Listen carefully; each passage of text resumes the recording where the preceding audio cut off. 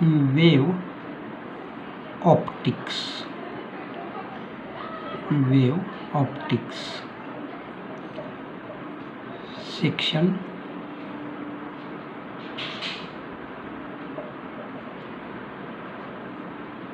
light.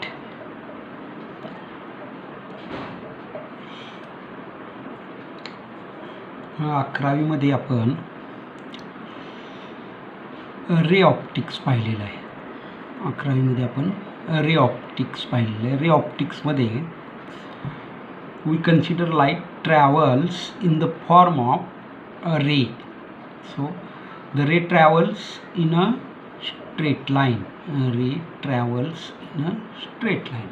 So we have studied images formed by lens, mirror,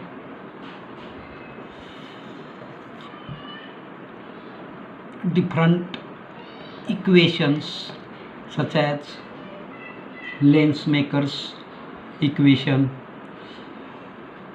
then prism, etc.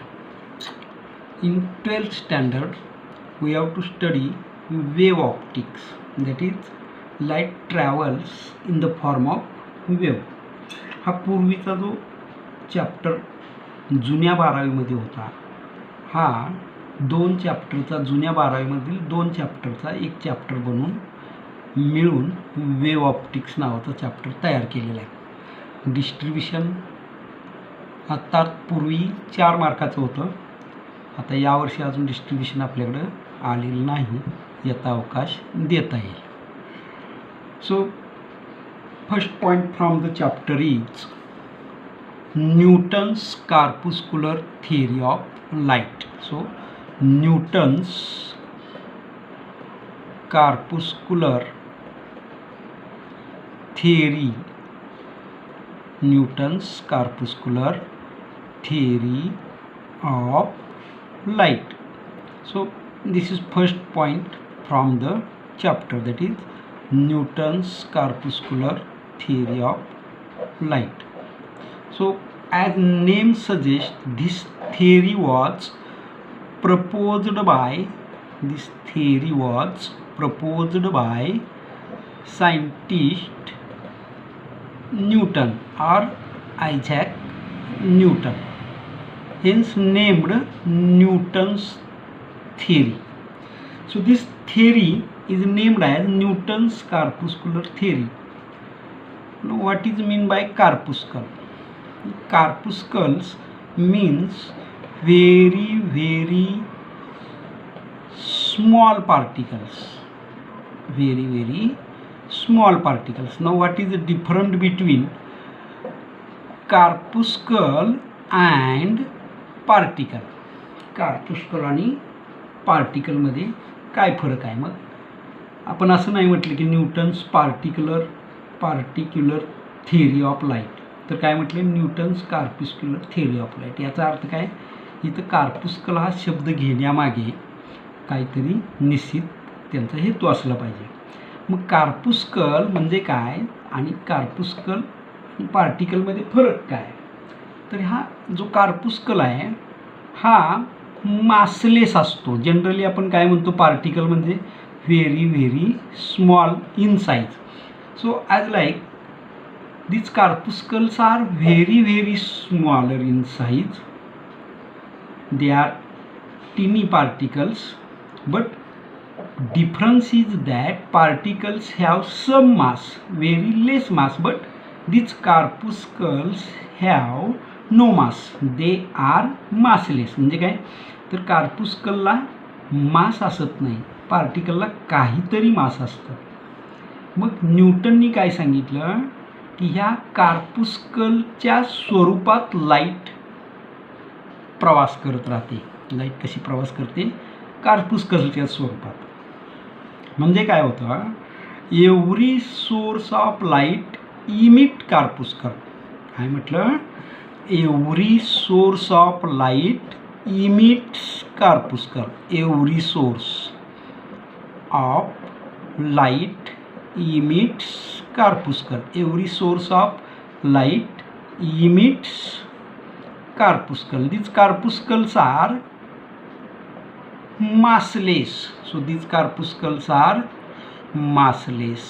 They are having different sizes. That is, he described these corpuscles, that is, these are very small particles, but they are massless. They are of different sizes. They are of different sizes. म्हणजे काय तर हा particle जो आहे ज्याला मास असत नाही, वस्तुमान असत नाही, त्याला आपण काय म्हणतोय, कार्पुस्कल म्हणतोय. आणि हा कार्पुस्कल कसा आहे, वेगवेगळ्या साईजचा असतो. हे अजम्पशन्स आहेत. न्यूटनने काय केली, ही आपलं थिअरी मांडण्यासाठी काही गृहीतकं, त्याला अजम्पशन्स म्हणतो, किंवा कॅरेक्टरिस्टिक्स गृहीत धरल्या की याप्रमाणे होत असावं. काय म्हटलं त्यांनी, every source of light emits corpuscle. Every source of light emits corpuscles and these corpuscles are massless. They are having different sizes. They are having different sizes. As they have no mass, they are weightless. What is weight? Weight is nothing but product of mass and acceleration due to gravity. So as m is equal to 0, this is weightless. म्हणजे काय होणार आहे, हे particle जो आहे त्याला मास नाही म्हटल्यानंतर वेट असणार नाही, म्हणजे वेटलेस आहे. म्हणजे कार्पुस्कल कसा आहे, मासलेस आहे, आणि मासलेस आहे म्हणजे वेटलेस आहे. Weight is equal to 0. They travels in a straight line. This corpuscles travels in a straight line. कसे जातात हे corpuscle, they travels in a straight line. They travels in a straight line with high speed. Speed किती असतं त्याचं, खूप जास्त असतं. या पार्टिकलचं स्पीड जे आहे ते खूप जास्त, म्हणजे that is 3 × 10⁸ metre per second. So these particles travels with near about 30 lakh kilometer per second. 30 lakh kilometer per second, or 3 × 10⁸ meter per second. These corpuscles are perfectly elastic. They are perfectly elastic. So when they travels in a straight line, they collide with each other, and the collisions are elastic. So they are elastic and rigid. Rigid म्हणजे rigid, न वाकणारे, न bend होणारे. So these particles are rigid. They are perfectly elastic. Different colors of light. वेगवेगळे रंग प्रकाशाला का प्राप्त होतात.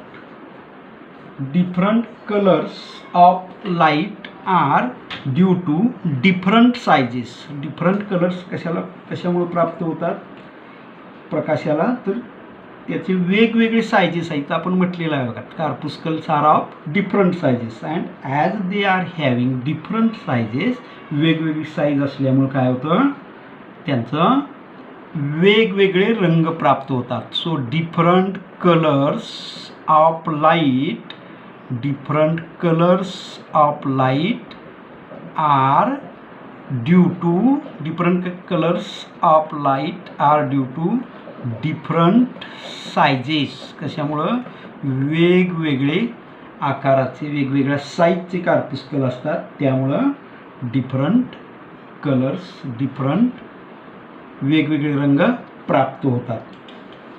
And we get sensation. Sensation vision. आपल्याला कधी दिसतं एखादा पदार्थ, तर त्या पदार्थावरून येणारे वेगवेगळे कार्पुस्कल्स आपल्या डोळ्यामध्ये ज्या वेळेला एंट्री करतात त्यावेळेला आपल्याला काय होतं, त्या प्रकाशाचं सेन्सेशन होतं, आपल्याला तो दिसतो पदार्थ. कधी we get sensation of light when corpuscle enter our eyes. When corpuscle enter our eyes. When corpuscle enter our eyes we get sensation when corpuscle enter our eyes. So sensation of light is due when corpuscle enter our eyes, we get sensation of light. Now according to him, velocity of light in denser medium, घन माध्यमातील प्रकाशाचा वेग, velocity of light in denser medium. Denser medium म्हणजे घन माध्यम. आता पाणी आणि हवा हे दोन माध्यम आपण जर घेतली तर डेन्सर मीडियम कुठलं? पाणी. So velocity of light in denser medium VD. So velocity of light in denser medium is greater than velocity of light in rare medium. म्हणजे ज्या वेळेला एखादा पदार्थ घन माध्यमातून विरल माध्यमात जातो,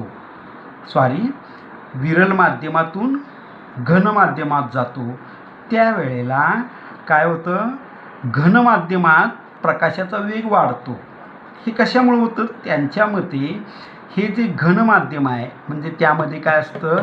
there are number of particles in space. So when this light corpuscle in the form of corpuscle enter in the denser medium, all these particle attracts this corpuscle and hence velocity increases in denser medium. So